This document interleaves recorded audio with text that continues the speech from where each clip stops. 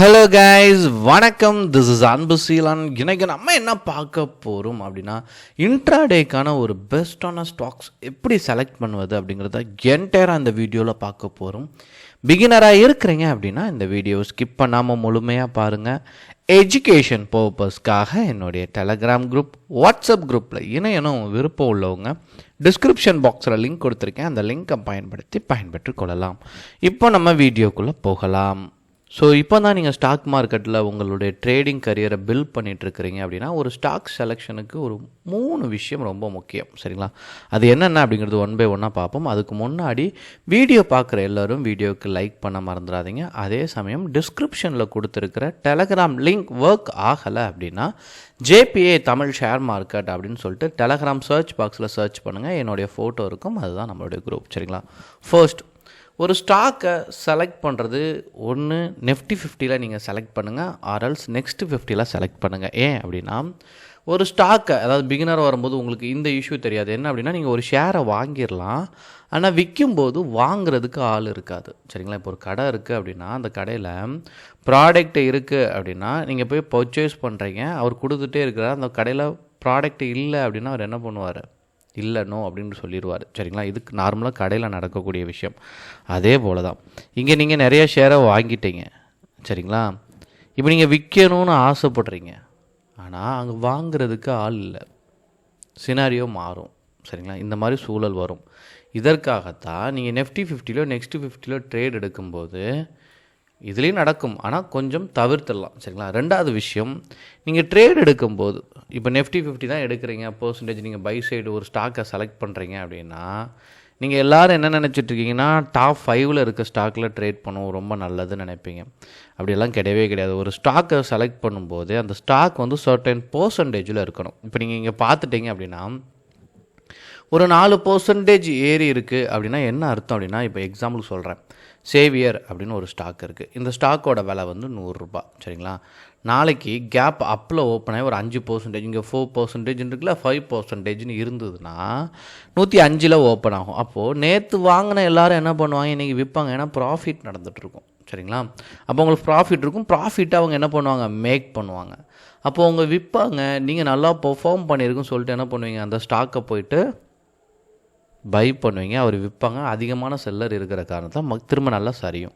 இந்த மாதிரி பிரச்சனையை நீங்கள் ஃபேஸ் பண்ணக்கூடாது அப்படின்னு நினச்சிங்க அப்படின்னா, ஒரு ஸ்டாக் 2% கீழே இருக்கக்கூடிய ஸ்டாக்ஸ் எல்லாமே நீங்கள் ப்ரிஃபர் பண்ணி என்ன பண்ணலாம்? உங்களுடைய டிமேட் அக்கௌண்ட்டில் நீங்கள் என்ன பண்ணலாம்? ஆட் பண்ணி ட்ரேடை நீங்கள் எக்ஸிக்யூட் பண்ணலாம். இது சஜஷன். சரிங்களா? இது நீங்கள் பேக் டெஸ்ட் பண்ணுங்கள். எந்த அளவுக்கு நீங்கள் மார்க்கெட்டில் டைம் ஸ்பெண்ட் பண்ணுறீங்களோ அது அளவு உங்களுக்குள்ள ட்ரேடிங் நாலேஜ் இன்க்ரீஸ் ஆகும். ஸோ இதனுடைய சார்ட்டை வியூ பண்ணிங்க. 3வது விஷயம், டெக்னிக்கலாக ஸ்ட்ராங்காக இருக்கணும். சரிங்களா? கடைசி பாயிண்ட், இது கொஞ்சம் எலாபரேட்டாக உங்களுக்கு சொல்கிறேன், ரொம்ப முக்கியமானது. இப்போது நீங்கள் ஸ்டாக் செலக்ட் பண்ணிட்டீங்க, ஒரு 10 ஸ்டாக் பக்கம் என்ன பண்ணிட்டீங்க அப்படின்னா, உங்களுடைய டிமேட் அக்கௌண்ட்டில் ஆட் பண்ணிட்டீங்க. ஆட் பண்ணும்போது ட்ரெண்டே 3 விதத்தில் தான் நார்மலாக ட்ராவல் ஆகும். ஒன்று அப் ட்ரெண்டு, இன்னொன்று ஃப்ளாட், இன்னொன்று டவுன் ட்ரெண்டு. சரிங்களா? இல்லை slightly up trend, slightly down trend, அது ஓகே ஃபைன். பட் நார்மலாக அப் ட்ரெண்டில் போயிட்டுருக்க ஸ்டாக்கில் நீங்கள் என்ன பண்ணணும்? பைக்கு ட்ரை பண்ணணும். சரிங்களா? அதே இது ஃப்ளாட்டாக போயிட்டுருக்கு அப்படின்னா நீங்கள் பைக்கும் ட்ரை பண்ணலாம், செல்லுக்கும் ட்ரை பண்ணலாம். டவுன் ட்ரெண்டில் போயிட்டுருக்கு அப்படின்னா நீங்கள் செல்லுக்கு மட்டும்தான் பயன்படுத்தணும். இதில் ஃப்ளாட்டாக இருக்கிறது கொஞ்சம் உன்னிப்பாக கவனிக்கணும். ஏன் அப்படின்னா, இங்கே சப்போர்ட் அப்படின்னு ஒரு லைன் இருக்கும், ரெசிஸ்டண்ட் அப்படின்னு ஒரு லைன் இருக்கும். சரிங்களா? இப்போ நான் உங்களுக்கு ட்ரா பண்ணி காட்டுறேன். மார்க்கெட் இப்படி ஜிக்ஸாகாக போகும்போது புக்கில் என்ன விஷயம் போட்டிருக்கோம் அப்படின்னா, ரெசிஸ்டண்ட்டை பிரேக் பண்ணும்போது பைக்கும், சரிங்களா, சப்போர்ட்டை பிரேக் பண்ணும்போது செல்லுக்கும் அப்படின்னு போட்டிருக்கோம். அதே மாதிரி இதுலேயும் ட்ரேட் எடுக்கலாம். சப்போர்ட்லேருந்து ரெசிஸ்டன்ட் நோக்கி போகும்போது பை, ரெசிஸ்டன்ட்லேருந்து சப்போர்ட்டை நோக்கி போகும்போது பை. இது ஒரு ஆக்ஷன், இது ஒரு ஆக்ஷன், 2 ஆக்ஷன் இருக்குது. சரிங்களா? இது ஃப்ளாட்டாக இருக்கிறதுல. ஸோ இப்போ நீங்கள் டெக்னிக்கலாக வரையாச்சா, இப்போ நீங்கள் பார்த்தீங்கன்னா இந்த ஸ்டாக் வந்து அப் ட்ரெண்டில் மூவ் ஆகிட்டு இருக்குது. சரிங்களா? நீங்கள் எப்படி சுருக்கி பார்த்தாலுமே, நீங்கள் என்ன டைம் ஃப்ரேம் போட்டாலுமே மார்க்கெட் ஒரு ஜிக்ஸாக் மோட்லேயே ப்ராப்பராக ட்ராவல் ஆகிட்ருக்கும். இப்போ அடுத்து மேலே போகுதுங்க எல்லாத்தையுமே சாலிடாக தெரிஞ்சிருச்சு. ஓகேங்களா? கண்டிப்பாக மேலே போகும். நீங்கள் இங்கேருந்து அனலைசிஸ் பண்ணிட்டு வந்தாலே உங்களுக்கு இங்கே என்ன நடக்க போகிறதுன்னு தெரிஞ்சிடும். அதனால தான் இப்படி இன்னும் மேலே போகுங்கிறது இங்கே நீங்கள் பார்த்தாலே உங்களுக்கு தெரிஞ்சிச்சு. ஸோ மார்க்கெட் ரிவர்ஸ் ஆகி மேலே போக போகுது. இப்போ நீங்கள் என்ன பண்ணலாம்? இந்த பர்டிகுலர் ஸ்டாக்கை, சரிங்களா, பைக்கு ட்ரை பண்ணலாம். ஸோ கால் ஆப்ஷன் பை பண்ண ட்ரை பண்ணலாம். அப்போ எந்த இடத்துல என்ட்ரி கொடுக்கணும் அப்படிங்கிற ஒரு கேள்வி இருக்குது. சரிங்களா? இங்கே நீங்கள் பார்த்தீங்கன்னா ட்ரெண்டு பிரேக் அவுட் ஆயிடுச்சு. ஸோ இங்கேயுமே நீங்கள் ட்ராப் பண்ணலாம். இங்கேயுமே ட்ராப் பண்ணி பார்க்கும்போது அடுத்த லெவல் அப்படிங்கும்போது நீங்களே ஃபிக்ஸ் பண்ணிடலாம். அதனால தான் நீங்கள் செக் பண்ணும்போது பை சைடு எடுக்கிறீங்கன்னா இதை மட்டும் இந்த இடத்த மட்டும் ஸ்க்ரோல் பண்ணி 5 மினிட்ஸ் அப்படிலாம் நீங்கள் டைம் ஃப்ரேம் போட்டு செக் பண்ணீங்க அப்படின்னா ஃபெயிலியர் ஆகிறதுக்கான சாத்தியக்கூறு ரொம்ப அதிகம். சரிங்களா? அதனால தான் என் கிளாஸில் படிக்கிற ஸ்டூடெண்ட்டுக்கு டெக்னிக்கல் அனலைசிஸ் நீங்கள் எப்படி வித்தியாசமாக பார்க்கணும் அப்படிங்கிறது தான் இங்கே முக்கியமான விஷயமாக நான் சொல்லி கொடுத்துட்ருக்கேன். ஏன்னா எல்லோரும் மாதிரி பார்த்தீங்கன்னா சக்ஸஸ் வராது. புக்கில் இருக்கிறத நீங்கள் அப்படியே அப்ளை பண்ணி பார்த்தீங்கன்னா சக்ஸஸ் வராது. பின்னாடி என்ன ஒர்க் இருக்குது அப்படிங்கிறத நீங்கள் தெரிஞ்சிட்டிங்கன்னா சக்ஸஸ் பண்ணுறதுக்கான சாத்தியக்கூறு அதிகம்.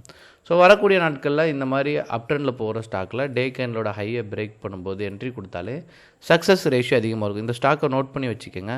ஸோ வரக்கூடிய நாட்கள் 1515க்கு மேலே போச்சு அப்படின்னா என்ன லெவலில் இருக்குது அப்படிங்கிறத நீங்கள் செக் பண்ணி சொல்லுங்கள். சரிங்களா? வரக்கூடிய நாளில் பேக் டெஸ்ட் பண்ணுங்கள். எதுவும் டவுட்னாலும் கமெண்ட் பண்ணுங்கள். Thank you guys. பாய்.